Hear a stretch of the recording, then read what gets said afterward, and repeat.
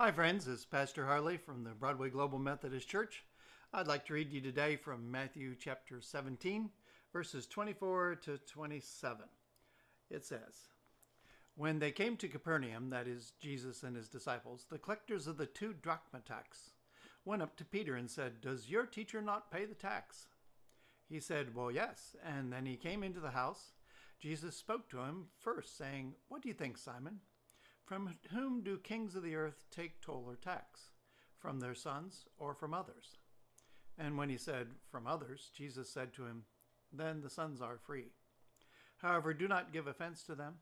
Go to the sea and cast a hook and take the first fish that comes up, and when you open its mouth, you will find a shekel. Take that and give it to them for me and for yourself.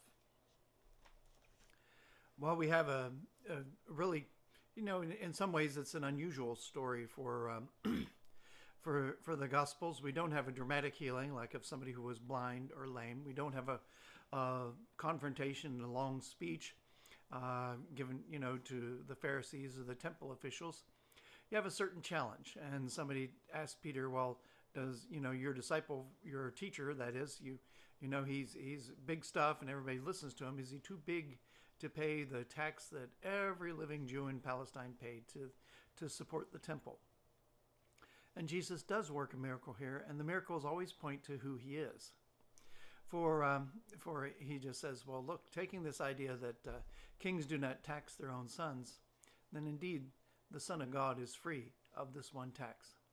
But let's have a miracle to prove that God will indeed even provide something as commonplace as the regular local annual tax that people were prepared to pay. Points to Christ.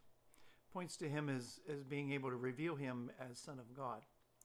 But it also points to his mercy, his forbearance.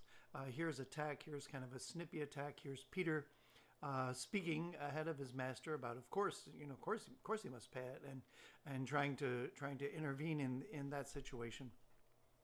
But Peter will be pointed to the Christ who is the Son of God, who is also gracious, also seems to almost have a sense of humor and playfulness. Let God's graciousness, his mindfulness toward you, his good-heartedness toward you guide you through the day. Amen.